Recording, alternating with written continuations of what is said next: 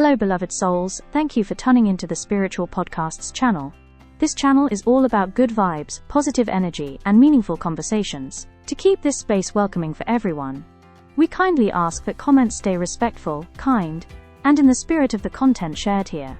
We reserve the right to delete any comments that don't align with this intention. No hard feelings, just protecting the vibe. Thanks for being here and spreading the light. Please be cautious of anyone claiming to represent Spiritual Podcast and asking you for money, donations, or personal information. We will never ask you for money through comments, messages, or DMs. All official updates and content come only from this channel. If you see suspicious activity, please report it immediately. Stay safe and thank you for being part of our community. If you enjoy the video and its content, please like, subscribe, share, and comment. Please be kind to other viewers of the channel. The video is about to start. Okay, let's unpack this. What if the secret to genuine peace and lasting happiness isn't just about what you receive from the world, right, but profoundly about what you give, or perhaps even more powerfully, what you release? Today, we're taking a deep dive into a collection of really profound insights that touch on the very core of our human experience. Forgiveness, the often overlooked necessity of self-forgiveness, and the intricate, sometimes challenging dynamics within our closest relationships, especially family. Yeah, family. That's a big one. It really is. We've gathered some truly illuminating material, drawing from historical context, spiritual wisdom, and psychological observations that I believe will surprise you with its depth and practical relevance. And what's truly fascinating here, I think, is how this material meticulously guides us through the historical context of forgiveness. It shows its evolution from ancient, often kind of transactional practices. Right, like an exchange. Exactly. To its truly radical redefinition by figures like Jesus. And then it carefully unpacks its practical, deeply personal applications. It shows us how these age-old ideas aren't just relics of the past. No, not at all. They're profoundly, urgently relevant to our modern lives. Our mission in this deep dive is really to extract the most important nuggets of wisdom. The key takeaways. Precisely. Helping you to understand why forgiveness isn't merely a moral obligation or like a pious act, but a powerful, transformative act of liberation. Especially when that liberation is directed inward towards yourself. Towards yourself. That's often the hardest part, isn't it? You might think you know forgiveness, perhaps you even consider yourself quite good at it. But our sources suggest it's far more intricate, more revolutionary, and ultimately more crucial than we often imagine. We tend to view ourselves as, evolved, capable of handling minor slights. Sure, the little things. But let's be honest, those deep-seated frustrations, those lingering resentments, those unresolved angers, they don't just vanish, do they? Not usually, no. They fester. They can fester, creating a kind of emotional toxic poison that really impedes our peace, our joy, and our ability to move forward authentically. Absolutely. It holds you back. And historically, the concept of forgiveness, as we kind of understand it today, was, in its original context, a truly radical, even shocking idea. Oh, completely. Our sources recount that when Jesus first spoke of blessed are the poor in spirit and other beatitudes, people were generally quite receptive. They were thinking, yes, okay, we're on board with blessings. Possibilities, conquests, yeah, they liked that part. Promises of betterment, they were eager to receive. But then came his truly astonishing proposal: forgive your enemies. And that landed differently. Very differently. This instruction was perceived as too radical, a statement so utterly outside the conventional understanding of justice, retribution, and, well, the social norms of the time. It must have seemed impossible. Exactly. As our source provocatively puts it, it made people wonder if he had lost his mind. It was an idea that completely upended the prevailing social and religious paradigms. It shifted the focus from, external ritual to internal transformation. Precisely. And if we look at the immediate follow-up to the Sermon on the Mount, where Jesus delivered these radical teachings, it truly highlights this profound shift. Okay. The multitude had just heard Jesus' promises, this rich catalog of blessings, possibilities, and conquests. Naturally, they wanted it all. Of course. Who wouldn't? Right. The cultural response, based on their ingrained understanding of how one related to the divine, was entirely predictable. Jesus, with his profound foresight, knew their very next move. What was it? They would go to the temple and offer a holocaust, which in this context refers to a burnt animal sacrificed to Jehovah. Ah, the traditional offering. Yes, this was the common, accepted, and deeply ingrained form of religious interaction, a ritualistic petition to receive God's favor and blessings. That's how they thought it worked. And this is where it gets incredibly profound, right? Jesus, anticipating this very action, intervenes with an instruction that is nothing short of revolutionary. Absolutely revolutionary. He says, but it's like this. When you go to pray, if your brother has a dispute with you, you can stop. Think about the weight of that. It's huge. He's essentially telling them, hold on a minute. Before you make your offering, before you engage in this sacred traditional ritual to connect with the divine, you absolutely need to address the conflict you have with your brother. It completely subverts the established order. It places human reconciliation, harmony, Relationship first. before religious ritual and traditional worship. It's an immediate, urgent reprioritization, a fundamental interruption of their expected path to blessing. Wow. He wasn't simply suggesting they pause. He was essentially saying, don't even bother with the ritual if your heart isn't right with your neighbor. Don't even bother. It's almost as if he's providing a crucial login and password for what our source vividly calls celestial Wi-Fi. Celestial Wi-Fi, I like that. It makes it stick, doesn't it? It does. For all the blessings God offers, for accessing that divine connection, the password, the absolute prerequisite, is forgiveness. The password is forgiveness. It's not just a moral nicety, an optional extra for the spiritually advanced. It's presented as the foundational key to unlocking everything else. So you're locked out without it. It implies that true connection with the divine is impossible if we harbor unforgiveness towards our fellow human beings. It's not just a suggestion, it's a direct access code, a non-negotiable step. And if you don't have that password, if you hold on to resentment, you're effectively locked out. Our source then expands on this with an incredibly powerful paternity analogy. Ah, yes, the father analogy. This raises a critical, even uncomfortable question. How can you possibly ask a father to bless you, to grant you favor and good things, if at the very same time you harbor a desire for him to diminish or even destroy your sibling? Right. It forces you to confront the inherent contradiction in your desires and actions. Yeah. This raises an important question, exposing a fundamental misunderstanding that many of us still carry today, I think. Intellectually, we might readily acknowledge that we are all children of the same father and therefore siblings to one another. We know it in our heads. But intellectually knowing it isn't enough. We must transcend mere intellectual assent and perceive ourselves as siblings, not just in our minds, but deeply and emotionally, truly feeling that connection in our hearts. Feeling it, that's the key. If we genuinely felt that profound familial bond, our actions and desires towards others would change dramatically. The act of seeking their destruction or harboring ill will would become utterly incompatible with seeking blessings from our shared parent. Makes sense. It's about recognizing that our spiritual family is one, and true harmony with the divine begins with harmony within that family, broadly defined. So what does this all mean for you right now in your daily life?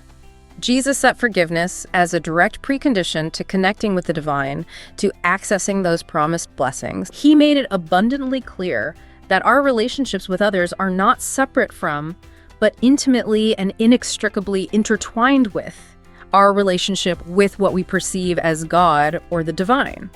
They're linked, inseparable. You cannot genuinely cultivate one while neglecting the other.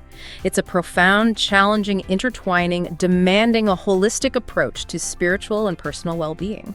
And moving beyond the formalities, the act of forgiveness isn't just a formal or moralistic gesture, something you do because you should or because it's the right thing. Right, not just ticking a box. Exactly. It's profoundly, intrinsically, a liberating act for the individual doing the forgiving.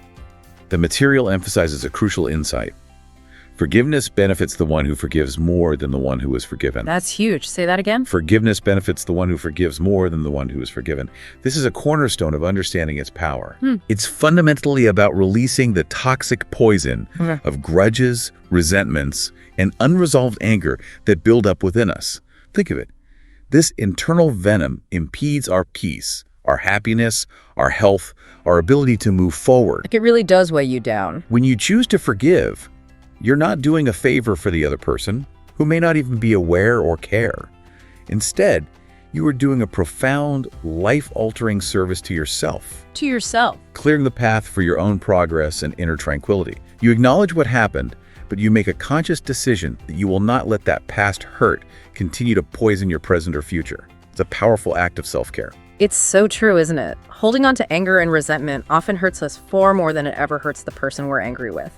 It's been likened to drinking poison and expecting the other person to die. That's a classic analogy, and it's spot on. Our source shares a fantastic anecdote that vividly drives this home, the story of the two monks in the rose. The monks, yes. Imagine two monks diligently pruning roses in a monastery garden. One monk, a bit careless, cuts his hand on a thorn. He looks at the beautiful thorny rose and declares, "I forgive you, rose." And he continues his work. Okay. Forgives the rose. A little while later, the second monk, perhaps equally clumsy, also cuts himself on a thorn. He glances at the rose and simply says, "Nothing to forgive." Interesting. Different reaction. Later, when they both speak to their master about their work, they recount their experiences and ask who was correct. The master's wisdom was crystal clear. The second monk was correct. Why?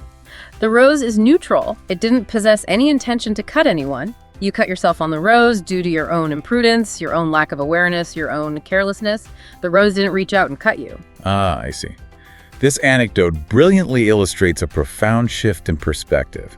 Much of our perceived hurt and conflict comes not from the external event or person itself, but from our own perception, our own actions, our own reactions. Our part in it.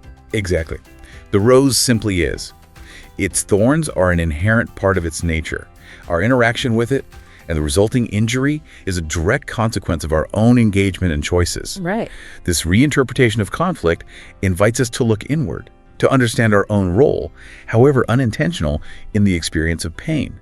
It asks us to consider, where did my imprudence, my expectation, my reaction contribute to this hurt? That's a truly powerful shift in perspective, moving from blame to self-awareness. And it goes hand in hand with another intriguing point Jesus made, which our source highlights. He said, if your brother has anger towards you... Notice the direction. Right. Notice the phrasing here. It's not if you are angry at your brother, but if he is angry at you. Subtle but significant. This subtly yet profoundly suggests that we often provoke conflicts unknowingly, even unintentionally. We might utter what our source calls a cursed phrase, make an ironic comment that stings. Yeah, those little digs. Or behave in a way that generates resentment in others, even if we are completely unaware of the impact. So the imperative is placed squarely on us to proactively go and resolve it. We have to take the first step. Sometimes recognizing our own role, even if unintentional, in creating that dispute or contention, it places the onus on us to be active agents of reconciliation rather than waiting for the other party to initiate. It truly does. And this brings us to a counterintuitive truth that the material highlights with striking clarity.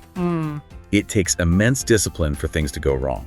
Discipline for things to go wrong. That sounds backwards. It does, but think about it. People often lament their failures, their bad relationships, or their persistent lack of success, but they frequently fail to see the consistent, even dedicated effort they themselves put into creating those very negative outcomes. How so? They engage in what we might call a discipline of dysfunction. A discipline of dysfunction. Yeah. Okay, explain that. We typically talk about discipline for success, for achieving goals. Right. But our source points out there's also a discipline of earning little, a commitment to preventing your own progress. Okay. For example, if your goal is to earn little or achieve minimal professional advancement, you actually have to be quite disciplined in that pursuit. Disciplined in not succeeding. You might have to commit to watching daily soap operas at the same time every day, following 30 different series throughout the week, staying updated on all the latest viral internet videos, and spending hours scrolling through social media platforms like Instagram and WhatsApp. Ah, I see. It takes commitment. It takes commitment, doesn't it? It requires a deliberate, consistent allocation of your precious time and energy away from more productive, growth-oriented pursuits. Not a passive state. It's an active choice, repeated daily. Wow. Okay, that's uncomfortable to think about. It is, or consider the discipline of ruining a marriage. Marriages don't just fall apart or deteriorate on their own. It's rarely a sudden collapse. It's usually a slow burn. Exactly. Instead, our source reveals it requires a daily, subtle commitment to destructive patterns. Consistent, biting ironies, unpleasant comments veiled as jokes, using children or other family members as proxies in argument. Oh, triangulation, yeah. Or perhaps most insidiously, a pervasive indifference to a partner's genuine need for attention, affection, and connection. It's a steady drip of negative behaviors, a repeated commitment to emotional disconnection. It chips away at it. And a crucial point here, highlighted in the source, is that it's never just one, it's always two. Blame is rarely unilateral in these deep-seated relationship issues. It takes two to tango, as they say. Both parties contribute, often in subtle ways they're not fully conscious of, to the slow erosion of the bond. It takes active participation from both sides to unravel a relationship. That leads to an important point about how we categorize people and situations. We're often raised in what our source calls a Manichaeist world, where everything is rigidly divided into absolute good and absolute evil. Black and white thinking. Right. For those unfamiliar, Manichaeism was an ancient religion that viewed the world as a battleground between opposing forces of light, good, and darkness, evil. We see this thinking ingrained in our childhood stories. He-Man against Skeletor. Thundercats versus the mutants. Tom versus Jerry. It's always me, the good guy, against the other, the villain, and that good guy is, of course, me, and the bad guy is always the other. We naturally see ourselves as the hero. Exactly. It's only relatively recently that our heroes in popular culture have begun to reflect a more nuanced reality.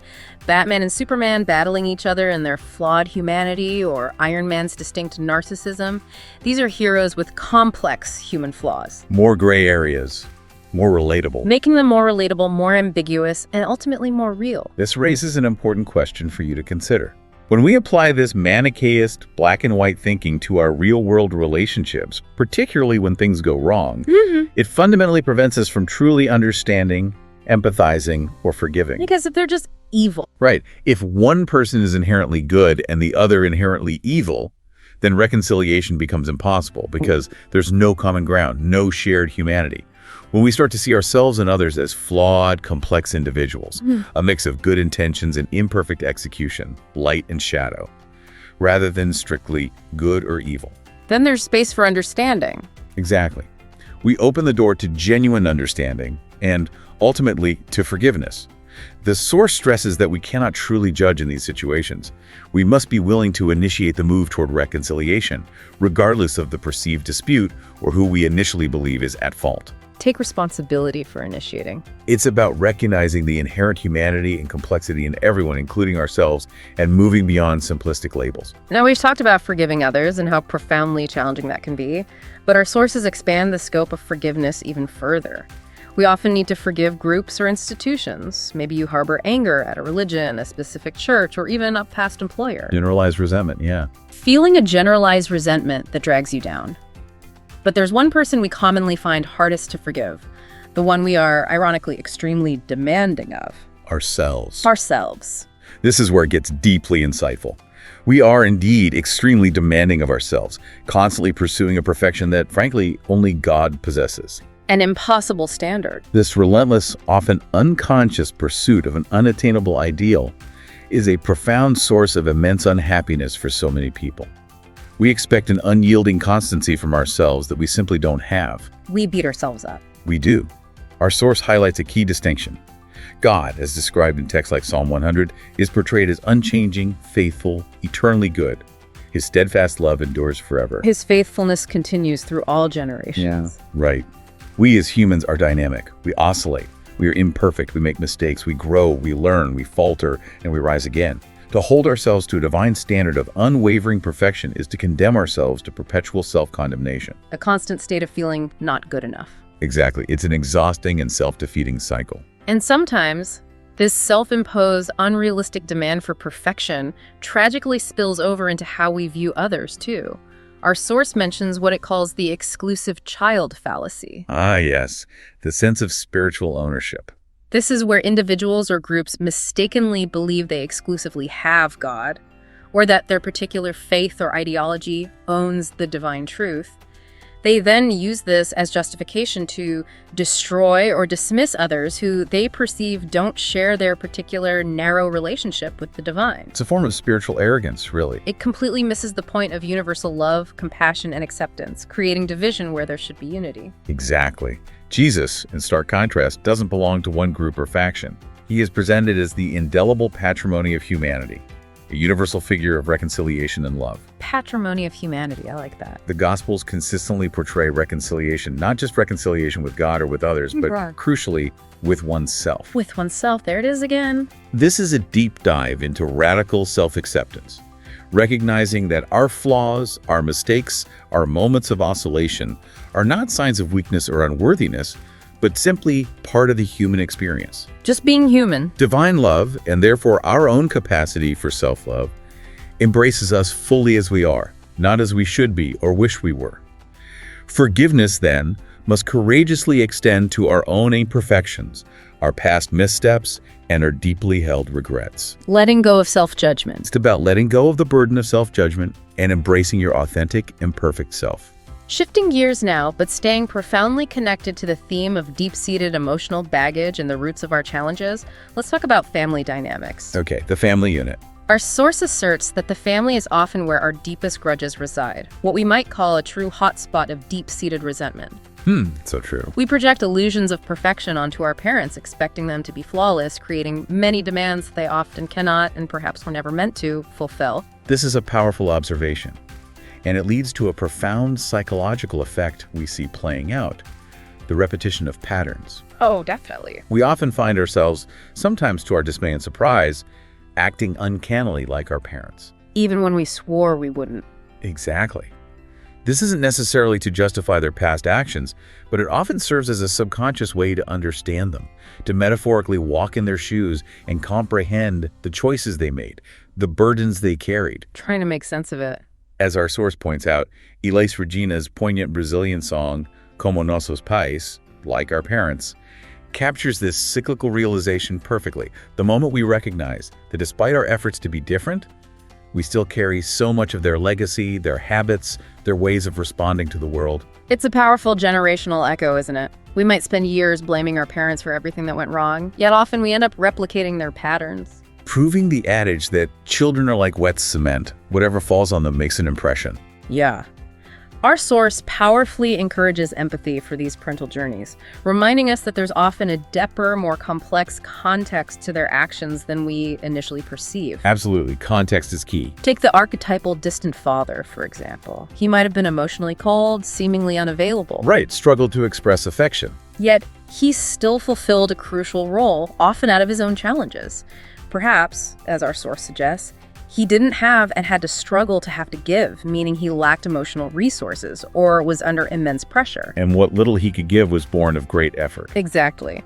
We often judge the outcome of his parenting without truly understanding the immense struggle that shaped his capacity to parent. Indeed.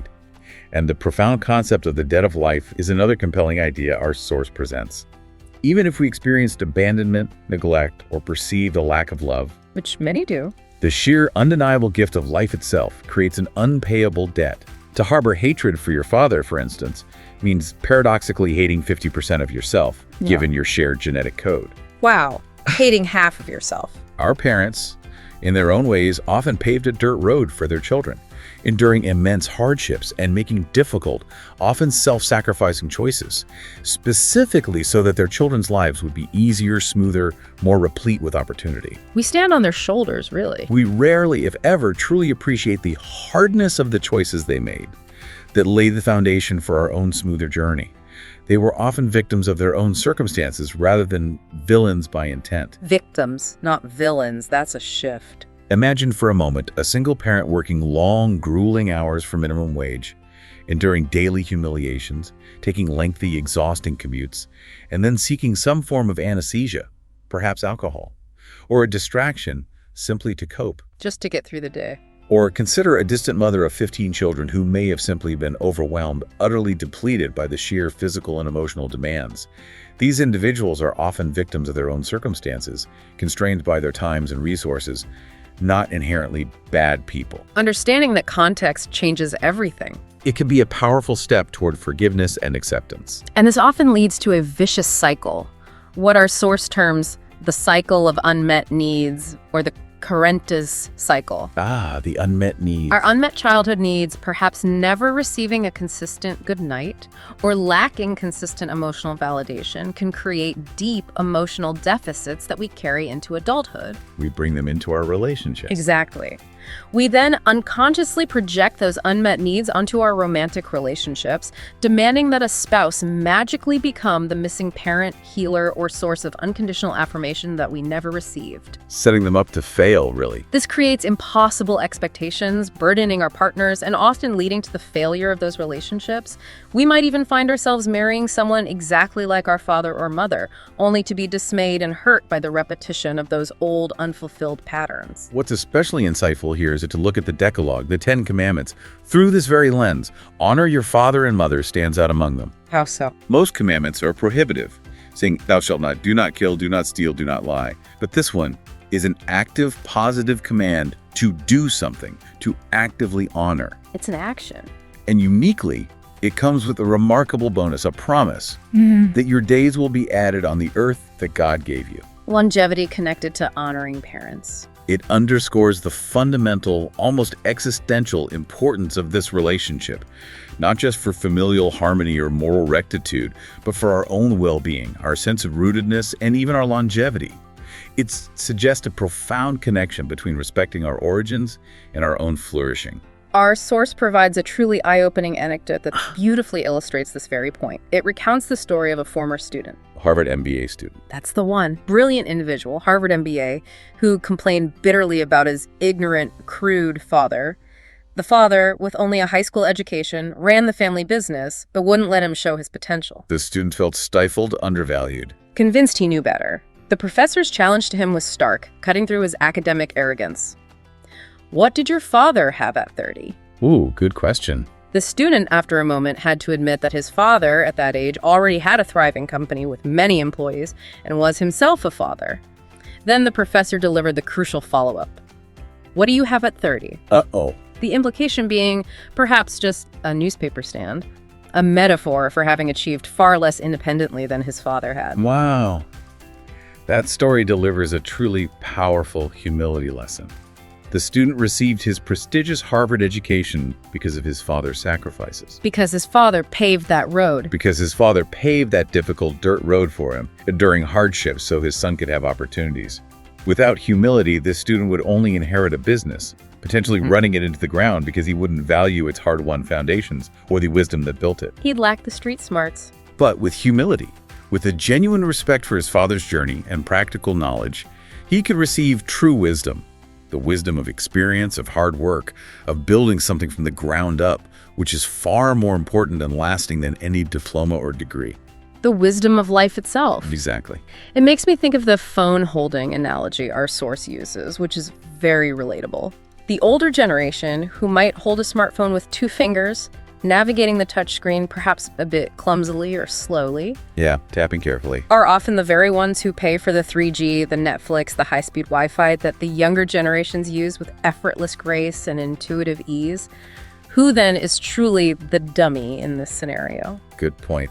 It challenges our facile assumptions about who's genuinely smart or capable. Humility means recognizing our parents' immense contributions, their foundational sacrifices, despite their perceived flaws, their technological shortcomings, or their different ways of moving through the world. Seeing the invisible support systems. It's about seeing the profound, often invisible ways they created the conditions for our own comfort and advancement. And that recognition, that profound humility, extends deeply to understanding parental repetition, which in a deeper sense is often a profound expression of love and discipline. The nagging. What might feel like nagging or incessant instruction is often a desperate attempt to protect and guide. Oh, they certainly do grind, don't they? Our source uses a wonderful term from the northeast of Brazil, moi, which means to grind or to repeat incessantly. Moi. I like that. Parents constantly repeating themselves, saying things like, do you want me to die of exasperation? I'm going to have a stroke in this house. I wish I could just disappear. Then you'd see how much you miss me. Oh, the classic guilt trips. My own mother, for example, when I'd ask her, Mom, don't you get tired of repeating yourself? She'd retort with a classic parental line, I've been tired since day one. You stop doing it, I stop talking. It's that simple. Yeah. Sounds familiar.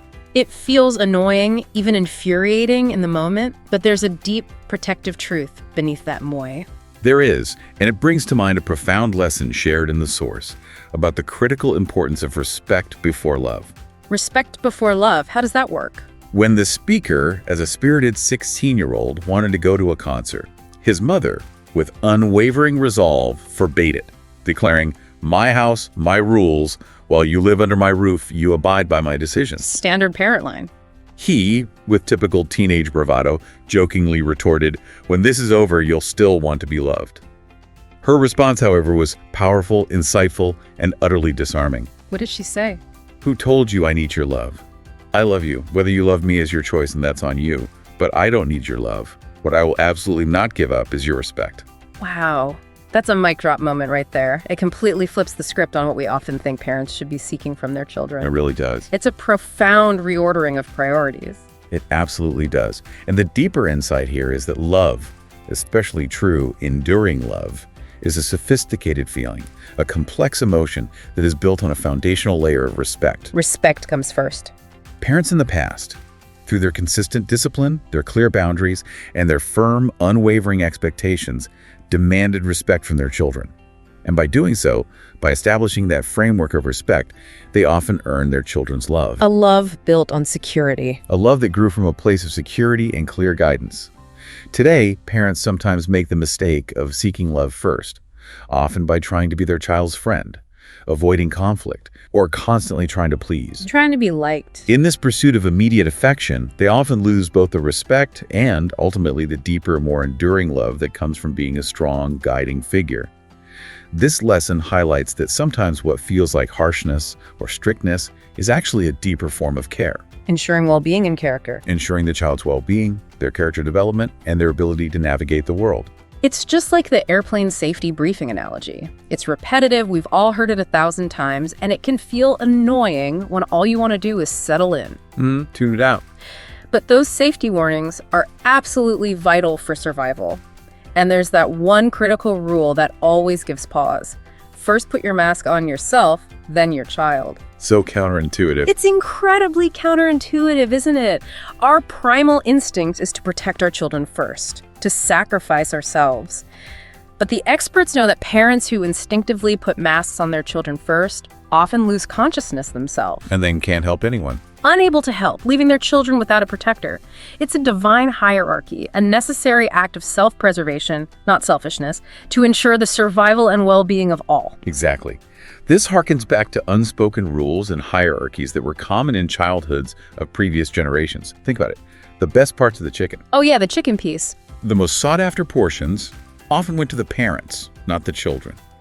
In an assortment of biscuits, parents might get the champagne-flavored ones, while the youngest often ended up with the Broken Maria biscuits at the bottom of the tin. The crumbly ones. I remember that. These were subtle, yet profoundly powerful ways of establishing order, demonstrating parental sacrifice and privilege earned through responsibility, and implicitly teaching children their place within the family structure. Establishing hierarchy. Not to diminish them, but to illustrate roles, responsibilities, and the chain of care.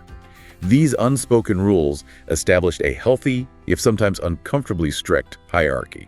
And thinking of discipline as a profound expression of love, our source even reinterprets David's timeless Psalm 103.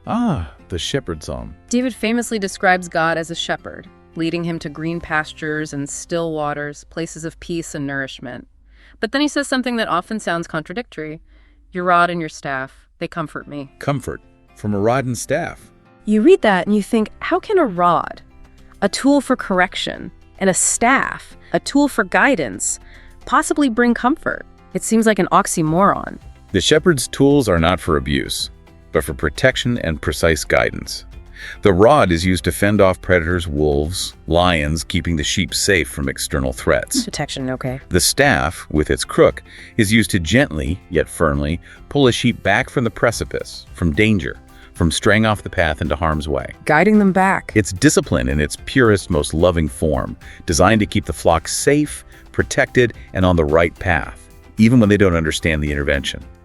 It's an act of vigilant, constant care. It's the ultimate act of care, isn't it? Just as a parent desperately, swiftly pulls a curious child from a dangerous electrical outlet. That split-second reaction. In that split second, the child might cry, might feel attacked, even violently handled because they don't understand the danger.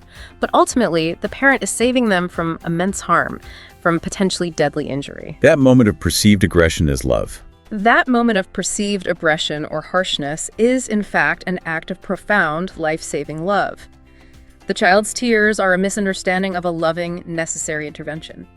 They are crying not because they were unloved, but because they were loved enough to be protected from themselves. And this extends powerfully to the concept of the troublesome child, a common dynamic in many families.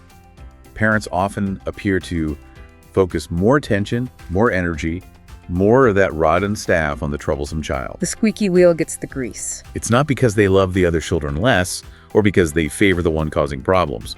It's because that child, in that moment, needs more guidance, more boundaries, more diligent attention to stay safe and on course. Meeting the immediate need. It's a pressing need to ensure all are safe and guided, and the troublesome one simply demands more of that guiding presence. So to you, our listener, this means we often interpret parental discipline, firm boundaries, or what felt like a lack of emotional availability as a lack of love or even as personal affronts. So we take it personally. When, in fact, our sources profoundly suggest it was often the precise way they showed their deep care and attention, keeping us from falling into far greater dangers, teaching us resilience, and ultimately equipping us with the tools needed to face the world. It's a call to reevaluate. It's a profound call to reevaluate our past, to look beyond the surface of those perceived slights, and perhaps to offer forgiveness to those who, in their own imperfect way, loved and guided us. Building on that reevaluation, society, as our source keenly observes,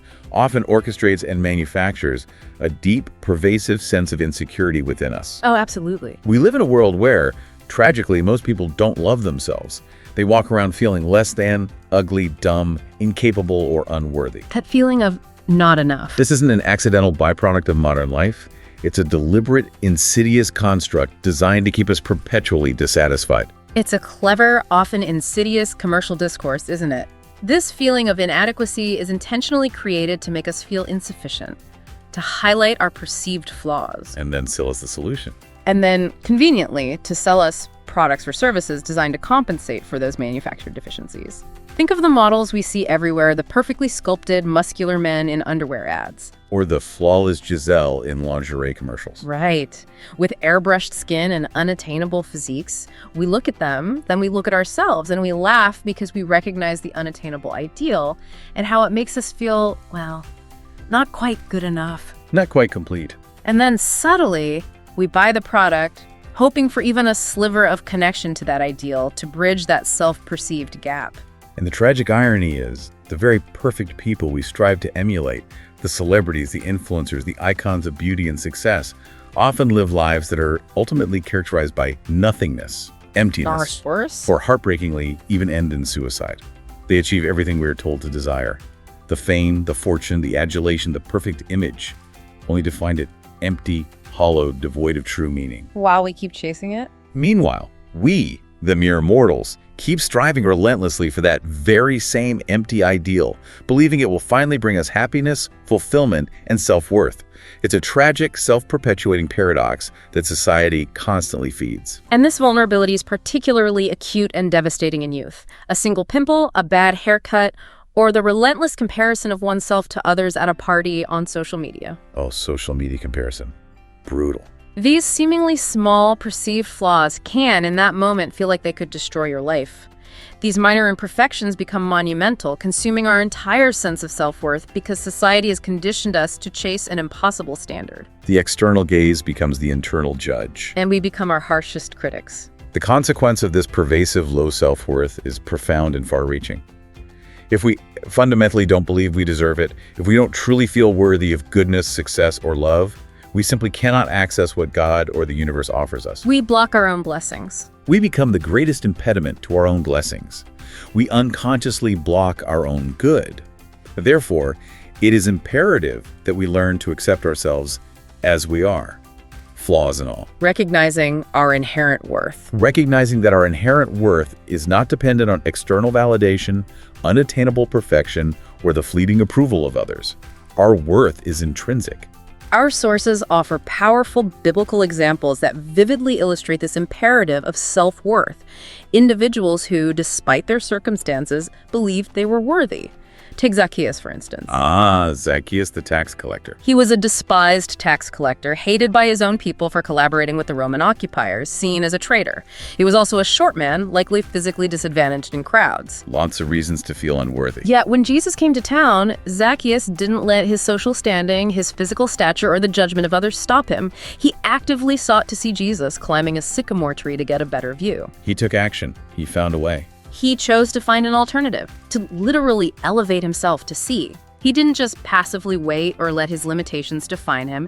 He took decisive, unusual action despite his challenging circumstances, demonstrating an inherent belief that he deserved to witness this event. And then there's Bartimaeus, the blind man. His very name, Bartimaeus, simply means son of Timaeus, implying he was a man without a true, recognized identity beyond his father. Just son of.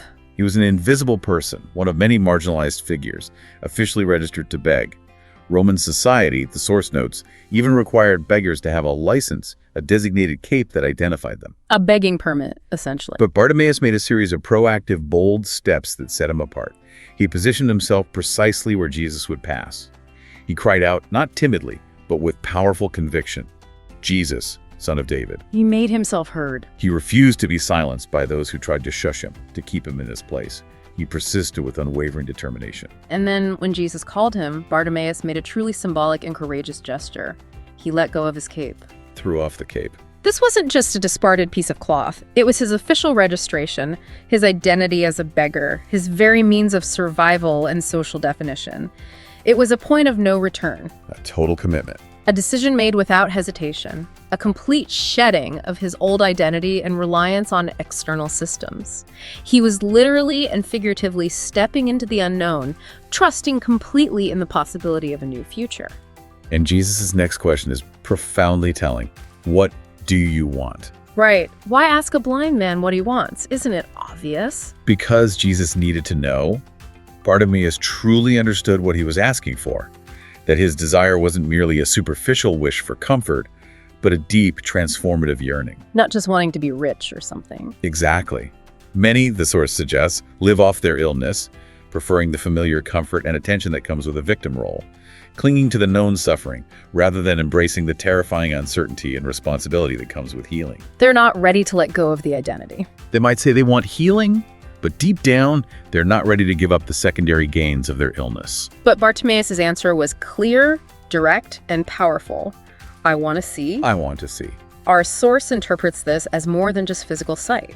It was a desire to stop being morally blind, to stop being ignorant, to truly understand, to follow Jesus, and to fully perceive the world and his place within it.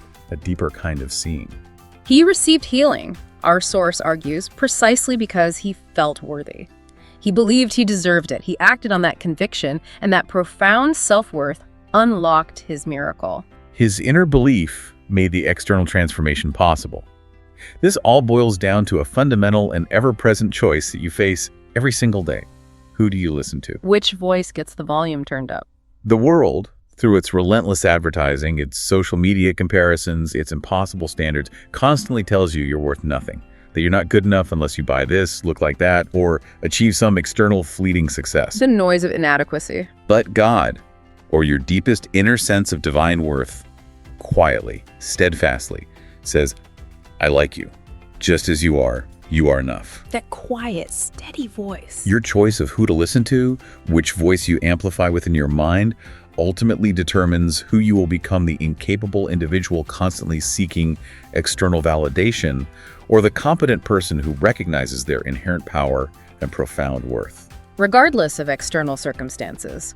And with this realization, this powerful embrace of your inherent worth, comes the freedom to truly let go of resentment. Letting go. People in your past, including family, gave what they could from where they were. It was their way, their limitation, their own struggles, not necessarily an intentional harm maliciously directed at you. Seeing their limitations. We must learn to appreciate life as it is, not as I'd like it to be. We're often so frustrated with the messy, imperfect reality of our lives that we escape into comforting fantasies. Indeed. We find solace and often escape into fantasies like Harry Potter or the X-Men because our ordinary lives with their daily failures, difficulties, and fragilities can seem so mundane, so disappointing. We want superpower. We dream of magical powers, of being special, of a heroic destiny, because we feel so unspecial in our everyday existence.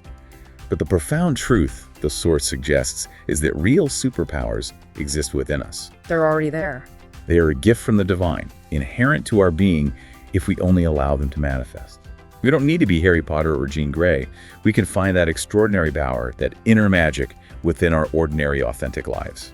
If we cultivate self-worth and purpose, here's where it truly becomes deeply personal. Let's do a little memory test with you. Okay. What were you doing on January 9, 2000, or September 10th last year? Unless it was your birthday or another truly major personal event, you probably don't remember. Total blank for me. The specifics have blurred, but what about September 11, 2001? Ah, yes. I remember that. You remember that, don't you? You likely remember where you were, how you heard the news, what you felt, why. Because of its profound emotional impact. It's burned into memory. Our brains are wired, in their remarkable wisdom, to remember what has genuine significance, what carries deep emotional weight, far more than the mundane details of everyday life. This leads us to consider the illusion of celebrity, which bombards us daily. We spend so much time comparing ourselves to celebrities, seeing them everywhere on billboards and magazines, constantly on our screens. They're unavoidable. Yet, if I asked you right now to name the last 3 Oscar winners for Best Actor or Actress, or the last 3 Nobel Peace Prize laureates, or even the main characters from recent popular television series? Nope. Can't do it. Most of us simply can't. Our minds, despite all the deception and constant exposure to these superficial images, inherently know what's truly important and what isn't. Our inner wisdom cuts through the noise. The truly significant details, the moments and people that shape us, rarely reside in the superficial, fleeting glow of fame or external validation. It's a profound observation, isn't it? Our minds, in their deepest wisdom, despite all the noise, distractions, and manufactured desires, intuitively sift out the superficial from the truly meaningful. So let's try a profound, deeply personal exercise right now. Okay, I'm ready. If you're able to, close your eyes for a moment. Take a deep breath. Now think deeply, intimately of the most difficult, the most challenging, the darkest days of your life. Those moments when you thought you wouldn't get through, when you felt utterly lost, alone, or broken. Who was there? Who extended a hand, lifted you up, made you believe again, made you feel that the sun would, against all odds, rise another day? Think of those faces, those hands. Now open your eyes, look around, or simply hold those faces, those moments, those hands in your mind. Those people are not on magazine covers. They're not on billboards. Not perfect, not famous. Not perfect, not conventionally beautiful, not famous, and perhaps they have many flaws themselves. But they are the ones who truly count. They are the real heroes of your story. The ones who showed up. The ones who shaped your resilience, who embodied genuine love. The rest, as our source succinctly and provocatively states, is fantasy, or, as the original expression beautifully puts it, palisada. A mere clown show. A distraction that we foolishly buy into, diverting us from where true meaning resides. The interval is over, recess is over. It's time to stop being passive victims of circumstances and start actively building our own authentic story. A story based on truth and real connection. A story based on truth, profound self-worth, and genuine connection. This requires profound gratitude for what we've received, accepting life as it is with all its beautiful imperfections, and recognizing the true, powerful love of those who stood by us in our darkest hours. May you find peace in that truth. May you find deep peace in this truth, and may it empower you to build a life filled with authentic self-worth and the most meaningful real relationships you can imagine. Thank you for joining us on this deep dive. Thank you so much for tuning in. I appreciate your time, and I look forward to sharing more with you soon. Until next time, take care and have a wonderful and blessed day.